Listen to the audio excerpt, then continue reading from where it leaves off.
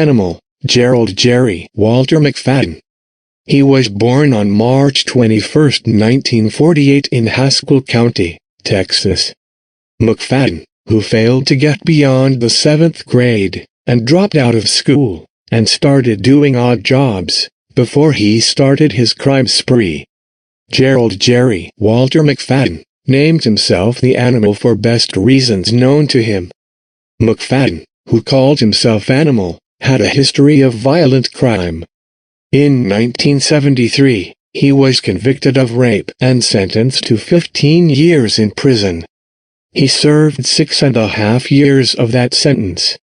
McFadden had been convicted of rape 3 times between 1972 and 1978, but never had to serve his full sentence. In 1981, he was convicted of aggravated sexual abuse and sentenced to prison again. He was paroled in 1985. Within a year, he murdered 2 teenagers, and raped and then murdered an 18-year-old girl. After his parole, on May 4, 1986, McFadden kidnapped 20-year-old Jenna Turner, 19-year-old Brian Boone, and 18-year-old Suzanne Harrison as they took a trip to Lake Hawkins north of Tyler, Texas. McFadden raped and strangled Harrison and dumped her body in a park about 25 miles from Lake Hawkins. She was found the next day. He was arrested on May 6, after a police report from a couple he had attacked by the lake on the day of the murder. 3 days later, the bodies of Boone and Turner were discovered, with gunshot wounds being the cause of death. Harrison and 2 friends, 19-year-old Brian Boone and 20-year-old Jenna Turner, disappeared from a Lake Hawkins park May 4, 1986. Harrison's body was found the next day by maintenance workers at Barnwell Mountain Park, 30 miles from the lake. The decomposed bodies of Brian and Jenna, each shot to death, were found 6 days later near Ore City. Although McFadden was suspected in their deaths, he was not officially charged. He was later charged with the crimes. There were several witnesses who had seen McFadden close to the scene of the crime on the day of the killings. Ammunition found in his possession was identified as the same ammunition used in the killings of Boone and Turner. DNA evidence was collected from the bodies at this time. The same jury took 4 hours to find that McFadden, a former oil field worker and construction worker from Ore City, beat, raped and strangled Suzanne Anise Harrison, 18, in May 1986. Dorothy McFadden, the condemned man's mother, was absent when the sentence was read aloud but was visibly shaken when told the news. The trial was moved from Gilmer because of pre-trial publicity. Presentation of evidence in the punishment phase of the trial took only 90 minutes. McFadden, 39, appeared emotionless when State District Judge F.L. Tiny Garrison read the jury's verdict, reached after only 45 minutes of deliberation. The most damning evidence introduced during that part of the trial, say attorneys for both sides, was court records from McFadden's 3 previous convictions. McFadden's lawyer called as his only witness Rhonda McFadden, who lives with her mother in Loveland. "I want to ask you not to give him the death penalty," she said to jurors in a breaking voice. "That's murder. No man has a right to commit murder. He's on trial for that. How can you do that?" That possibility was based on testimony that a nervous, jumpy hitchhiker covered with scratches was seen near the vicinity when the murders occurred. He also cited other testimony that showed differing descriptions of the vehicle McFadden was driving. When arrested in connection with the Lake Hawkins crime spree, the heavy-set McFadden sported a heavy beard and shoulder-length hair with its ends bleached. During the trial, he wore conservative clothing. He was clean-shaven, had cut his hair and had lost about 60 pounds. Jerry Animal McFadden, a thrice-convicted sex offender whose 1986 jail escape, resulted in the state's largest manhunt, was sentenced to die the murder of a Hawkins High School cheerleader.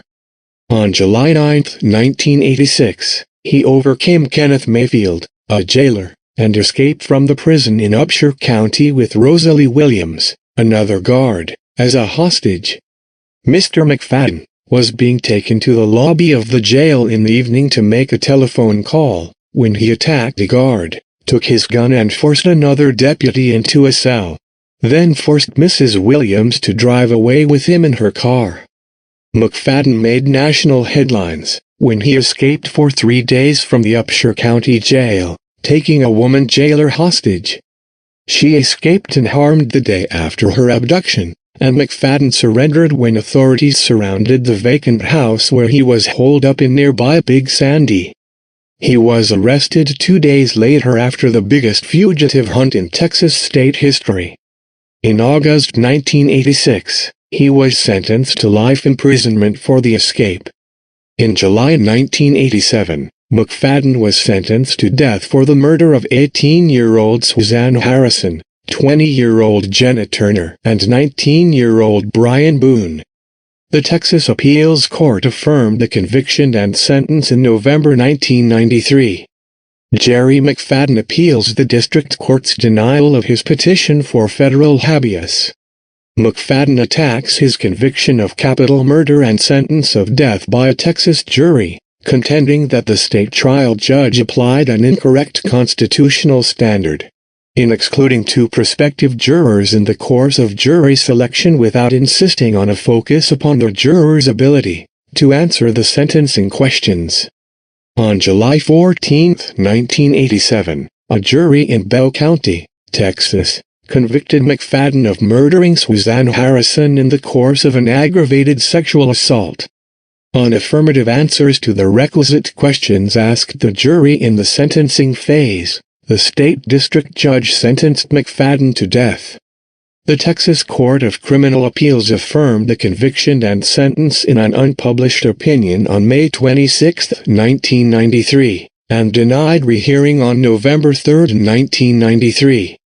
McFadden filed his initial application for habeas relief in the state trial court, which was overruled by operation of law.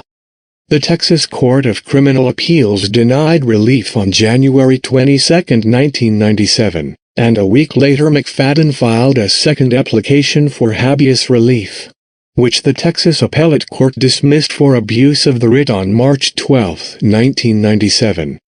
On April 11, 1997, McFadden petitioned the federal district court for habeas relief, which was denied in 1998. The district court granted a certificate of appealability and denied motions to amend its judgment on June 15, 1998.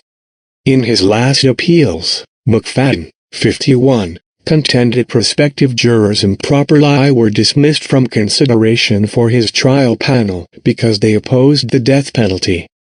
On October 14, 1999, Gerald Walter McFadden was executed by lethal injection in Huntsville Unit, Texas, for the rape-slaying of an 18-year-old Northeast Texas woman, one of 3 people killed during a day-long murder spree in 1986.